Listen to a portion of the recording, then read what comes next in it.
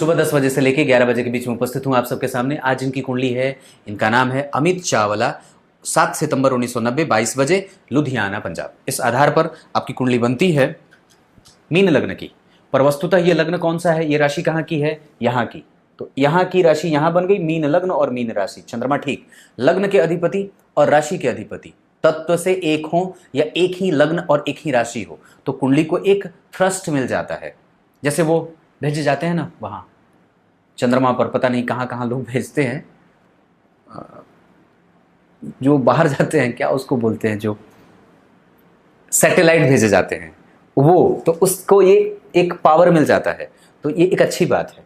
मतलब अब हर तरीके से ये अच्छी बात किस तरीके से, तो व्यक्तित्व अच्छा हो, स्वास्थ्य अच्छा हो और व्यक्ति का प्रभाव बढ़िया रहे, उसके व्यक्तित्व का विकास बढ़िया होता है। कई तरीके से आप इसको देख सकते हो। मंगल यहाँ बैठे हैं, पराक्रमी बनाए। गुरु केतु का प्रभाव, राहु का भी प्रभाव रहेगा। तो जन्म कुंडली में गुरु उच्च के, लग्न के अधिपति उच्च के, और लग्न में ही चंद्रमा को देख रहे हैं। लग्न को वापस घूम करके देख लिया।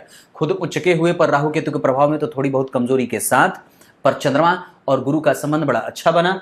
और मंगल और चंद्रमा का संबंध व्यक्ति को पराक्रमी बनाए। मंगल से तृतीयस्थ व्यक्ति साहसी होता है, निडर होता है, निर्भीक होता है, पराक्रमी होता है, वाचाल नहीं होता है, गंभीर होता है। क्योंकि गुरु का प्रभाव लग्न पे हो तो व्यक्ति को गांभीर्य दे देते हैं। गुरु गंभीर ग्रह कहे जाते हैं और वस्तुतः उसके पास अनुभव भी बहुत है, क्योंकि केतु सर्वाधिक अनुभवी प्लैनेट कहे जाते हैं।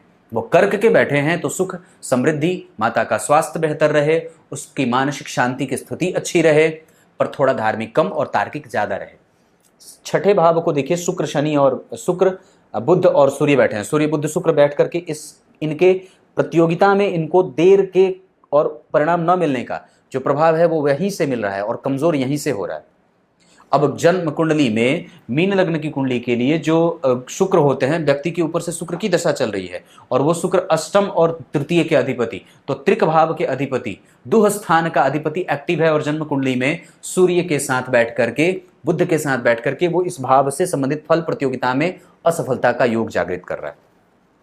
क्योंकि इस भाव के ऊपर देखिए जरा, किसी भी प्रभाव का कोई प्रभाव नहीं है।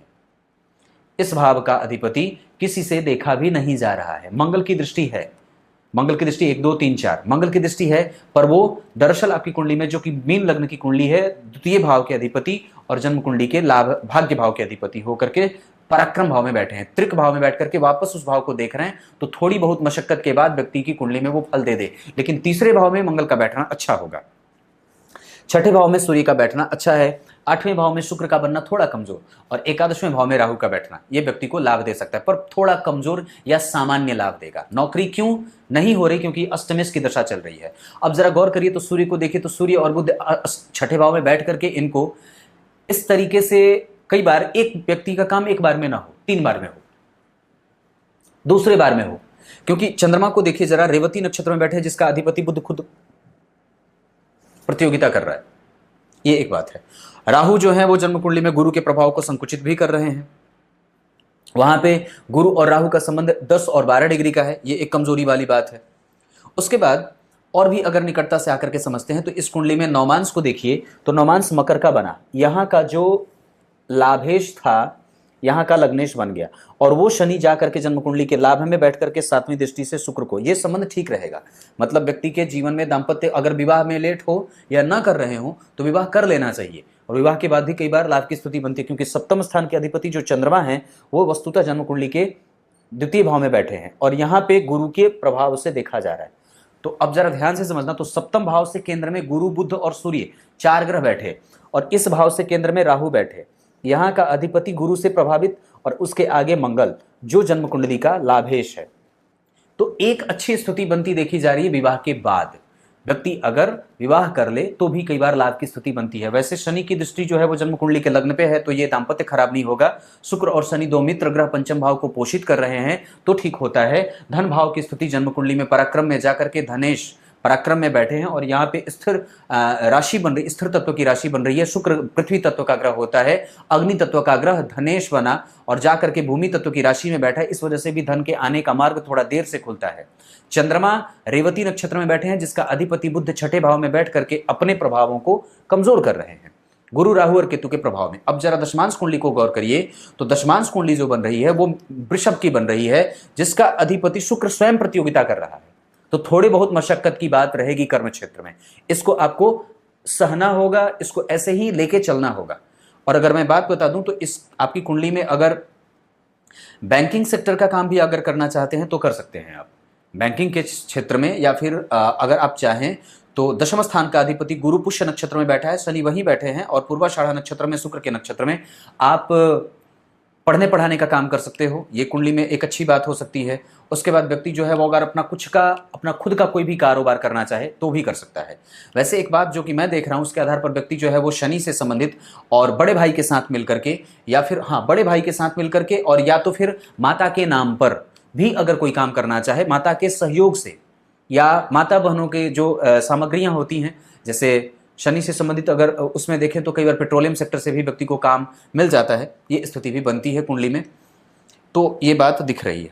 अब उसके बाद अगर मैं देखता हूं तो जन्म कुंडली में दशमांश चार्ट में सूर्य दशम स्थान में बैठे हैं, और वो वस्तुतः जन्म कुंडली के चतुर्थ भाव के अधिपति होकर के दशम में बैठे हैं। व्यक्ति का कर्म क्षेत्र खराब तो है थोड़ा सा, क्योंकि लग्नेश छठे में बैठे हैं, थोड़ी बहुत प्रतियोगिता वहां जरूर रहेगी, और शनि से प्रभावित हैं तो इस वजह से और भी, हालांकि वो मित्र ही है तो खराब नहीं कहूंगा, पर हाँ मशक्कत तो है, क्योंकि लग्नेश छठे में बैठे हो, उसको कहीं से भी कोई शुभ ग्रह का प्रभाव नहीं अगर विकसित होगा तो निस्संदेह वो अपने प्रभावों को कमजोर करेगा।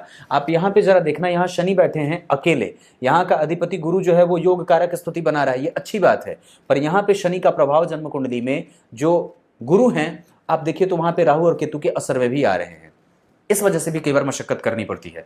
उसके बाद अगर जरा देखें तो डेली बेसिस के इनकम का भाव 7वां भाव, यहाँ के अधिपति बुध पीछे जा रहे हैं, पर शुक्र के साथ बैठे हैं तो दाम्पत्य कमजोर ना हो और आय भी बनी रहे, आर्थिक पक्ष कमजोर नहीं हो।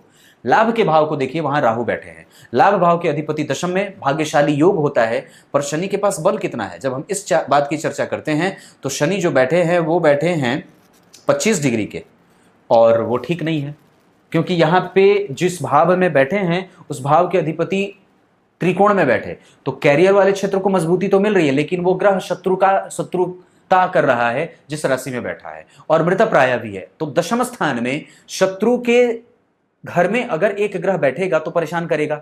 अब जरा इस कुंडली में लग्न को देखिए तो लग्न यहाँ पे उच्च का, लग्नेश उच्च के, और वो नवमांश में किसके जा रहे हैं, तुला के, यानी कि बहुत अच्छे नहीं है ये। यहाँ पे चंद्रमा जो है वो मीन का है, यहाँ पे चंद्रमा जो है वो कुंभ के हो रहे हैं, यहाँ पे वो गुरु की राशि में थे, गुरु से दृष्ट थे, यहाँ भी वो गुरु शनि की राशि में है, गुरु से दृष्ट है, यानी कि चंद्रमा के पास अध्यात्म का बल, पितरों का बल, भाग्य का बल, सुख का बल और धन का बल ये रहेगा, लेकिन व्यक्ति को मेहनत करने की आवश्यकता है, क्योंकि मंगल ये मेहनत कराए बिना नहीं देंगे, मंगल के पास बल कम। जरा इस कुंडली को समझिए तो इस कुंडली में सारे के सारे ग्रह, या फिर कुंडली में लग्न को देखिए, जल तत्व की अधिकता देखी जा रही है। जल का काम क्या है, व्यक्ति जैसे जैसे आगे बढ़ना चाहता है उसके पास ऐसी ऐसी रिस्पॉन्सिबिलिटी आ जाती है जिसको वो निभाए बिना आगे बढ़े ही नहीं। जल का काम क्या है, गड्ढा मिले उसको पहले भरे तब आगे बढ़े, यही काम जीवन में भी लगा रहे। वो पहले आगे बढ़ना चाहता है पर इतनी सारी जिम्मेदारी है उसके ऊपर कि पहले उसको निभाए, या फिर कई बार व्यक्ति जो होता है वो कमजोर सा होता है, मध्यम परिवार के लोगों के पास वैसे भी जिम्मेदारियां बहुत ज्यादा होती हैं, तो ये बात हो सकती है। ऊपर से ये व्यक्ति मीन का है, और लग्न पे जरा गौर करिए तो केतु का असर भी है, तो केतु चंद्रमा, राहु केतु, राहु गुरु, ये संबंध जो है वो, और लग्न के आगे पीछे कोई ग्रह नहीं, तो चंद्रमा को एक कमजोरी मिल रही है। अलग बात है कि उस पर गुरु का प्रभाव है, पर उससे केंद्र में शनि आ रहे हैं जो कई बार कमजोर होता है, ये ठीक नहीं होता। तो अगर इस बात को समझते हैं तो कहीं ना कहीं थोड़े से मशक्कत की बात होती है। लेकिन अगर मैं दशाओं की बात करूं तो इनकी कुंडली में 2025 से सूर्य की दशा चलेगी, और वो स्वग्रही है, उसके पास बल भी है मंगल का, जो कि इस कुंडली का धनेश है, तो धन और ऋण का योग बना, और मंगल की दृष्टि चौथी दृष्टि से छठे भाव को देख रहे हैं, तो धन के अधिपति जब ऋण में जाए तो कई बार दिवालिया योग बन जाता है। व्यय के अधिपति शनि जन्म कुंडली में दशम में बैठे, और वो किससे दृष्ट हो रहे हैं, मंगल से।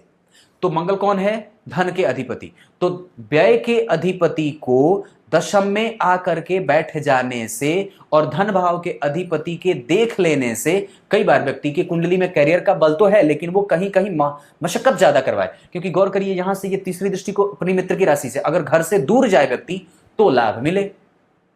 अब इसको और भी अच्छे तरीके से समझते हैं तो केंद्र में एक चंद्रमा और एक शनि, ये दोनों केंद्र में बैठे और दो भाव खाली, तो केंद्र में तो अधिक सारे ग्रह बैठे नहीं, ऊपर से त्रिकोण खाली, इस भाव का भरा होना जरूरी हो रहा था, पर यह भाव बली है क्योंकि इस भाव का अधिपति उसको वापस देख ले रहा है। इससे केंद्र में 3 ग्रह बैठे हैं और इससे केंद्र में कोई ग्रह नहीं, तो थोड़ी सी कमजोरी और थोड़ी सी मजबूती से भाग्य का बल मिल रहा है, लेकिन यहां का अधिपति त्रिक में बैठा, उसको बहुत ज्यादा पूर्ण बल की प्राप्ति नहीं हो रही है क्योंकि वो भूमि तत्व की राशि में बैठा, वो फ्लरिश नहीं कर रहा है। इस वजह से ये थोड़ी सी कमजोरी वाली बात, राहु का प्रभाव है, क्रोध भी है, उन्माद भी है और प्रभाव भी है। जल्दबाजी ना करिए। आपकी कुंडली में चंद्रमा से संबंधित, आपकी कुंडली में शनि से संबंधित, आपकी कुंडली में बुध से संबंधित कारोबार बनते हैं।